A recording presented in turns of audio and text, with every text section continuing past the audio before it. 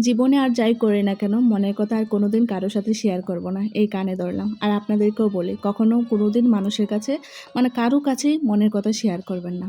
কারণ কি জানেন? আপনি একজনের কাছে সুখের কথা বলছেন, তার গায়ে সহ্য হবে না। সে সুখটাকে কিভাবে নষ্ট করবে সেই চিন্তাই থাকবে। তার মনে কিন্তু একদম জ্বালা ধরে গেল যে ও সুখে আছে, সেই সুখটা আমার সহ্য হচ্ছে না। আর দুঃখের কথা বলছেন, সেই দুঃখটাকে ও বাড়ানোর জন্য নুন চিটিয়ে যাবে। আর যদি আপনি কোনো কারণে অন্য কারোর কথা ওনাকে বলতে পারেন, কারো কাছে শেয়ার করেন যে ও আমাকে এটা বলেছে বা ও আমাকে এটা করা ঠিক হয়নি, আমি অনেকটা কষ্ট পেয়েছি, ও এরকমটা করতে পারলো, তাহলে কি করবে জানেন? আপনি যার নামে বলতেছেন ওর কাছে দুঃখ প্রকাশ করতেছেন, সে কি করবে জানেন? ওই যে মানুষটার কথা বলছে সেই মানুষটার কাছে গিয়ে আবার আপনার কথাগুলো বলে আসবে। একবার চিন্তা করে দেখছেন মানুষ কতটা অভিনয় করতে পারে? এক জায়গার কথা কিনে আরেক জায়গায় বিক্রি করে দেয়। তো আমি এবার কানে ধরলাম যে আর কোনোদিন যেকোনো পরিস্থিতি আসুক না কেন কারো কাছে কোনো কথা শেয়ার করব না। যাই হোক, এমন একটা পরিস্থিতির মধ্যে পড়েছি তাই আপনাদের সাথে শেয়ার করলাম। এখন সকালবেলা স্নান-টান করে কাপড়-চোপড় রোদ্রে দিয়ে তারপর পুজো-টুজো দিয়ে দিয়েছি। সকালবেলা মাছও নিয়ে আসলো। এখন সিঁদুর-টিঁদুর পরে চা খেয়ে এনেছি। দুপুরবেলা রান্না-বান্না করব। তো মনটা একটু খারাপ আছে।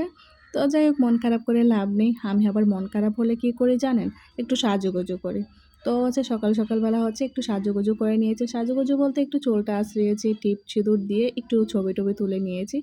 আমার মন খারাপ হলেই আমি একটু লিপস্টিক পরি, কাজল দেই, ছবি তুলি, তাহলে আমার মন ভালো হয়ে যায়। অনেকের অনেকটা থাকে না? ওই যে এটা করলে ভালো হয়, বাইরে গেলে ভালো হয়ে যায়। আমার একটু সাজুগুজু করলেই আমার মন ভালো হয়ে যায়। তো দুপুরে রান্না করব, এই যে পোনা মাছগুলো এনেছিল। তো এগুলো তো কাটা হবে। তো ভাবলাম ফ্রিজে একটু মাংস আছে, বাচ্চাদের জন্য একটু মাংস রান্না করে দিই। আর যে মাছগুলো এনেছি এগুলো প্রচুর কাটা। তো এই কাটা মাছের ঝোল আর রান্না করে নিই। এখন আপাতত কয়েক পিস ভাজি করে নিব আর বেগুন ভাজি করব। আর ফ্রিজে ডাল আছে, ব্যাস হয়ে যাবে। রাত্রিবেলায় ডালটা রান্না করেছিলাম, গরম করে নেব।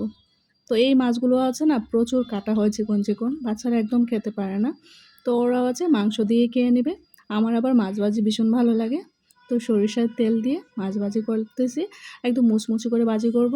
আর একটু পেঁয়াজ কুচি দিয়ে দিব যেন ভাজিটা খেতে ভালো লাগে। অবশ্য আমি একটু কিপটেমি করি, ভাজির মধ্যে পেঁয়াজ একটু অল্প দেই। মাঝে মধ্যে তো দেইও না। আমার মেয়ে বলে যে, "ভাজি করছো, পেঁয়াজ দাও নাই।" আমার মেয়ে আবার ভাজির সাথে পেঁয়াজ দিলে, কাঁচামরিচ দিলে ভীষণ পছন্দ করে। তো এই তো মাংস প্রায় হয়ে গেছে। তো একটু ভালো একটু কষিয়ে নিব। আর এটা অনেকটা দিন আগের মাংস, তেমন একটা ভালো লাগবে না। ফ্রিজের মাংস রান্না করলে তেমন ভালো লাগে না। যেদিন আনি সেদিন রান্না করলে একটু ভালো লাগে। যাই হোক, আর এটা দেশি মুরগি না। এই যে কি মুরগি এটাকে বলে না? নামটাও মনে আসতেছে না। যাই হোক, আমার মাংস রান্না প্রায় শেষ। এখন থালা বাসনগুলো ধুয়ে তারপর রুম-টুম পরিষ্কার করে তারপর দুপুরের খাবার খেয়ে নেব। আর এদিকে আমি যখন থেকে মাংস বসিয়েছি তখন থেকে আমার ছেলে বসে আছে একটা বাটি নিয়ে চেয়ারে। সেই শুরু থেকে কখন মাংস হবে তারপর ওর বাটিতে ১টা ২টা দিব আর সে অনেক মজা করে খাবে। প্রতিদিনকার এই অভ্যাস। মাংস যখনই রান্না করি কড়াইতে দেওয়ার সাথে সাথেই ও একটা বাটি নিয়ে বসে পড়বে। আর সে বাটি নিয়ে অনেকক্ষণ ধরে অপেক্ষা করবে। যখন হবে তখন ওকে দিলে সে অনেক মজা করে খায়। আর আমার কাছে এই দৃশ্যটা অনেক ভালো লাগে। ছোটবেলায় আমিও করতাম। তো যাই হোক, এখন ওকে একটু দিয়ে তারপর আমি বাদবাকি কাজগুলো করে নেব। তো আজকের মতো বিদায় নিচ্ছি। সবাই ভালো থাকবেন, সুস্থ থাকবেন। তো পরের ভিডিওতে আবার দেখা হবে। টাটা।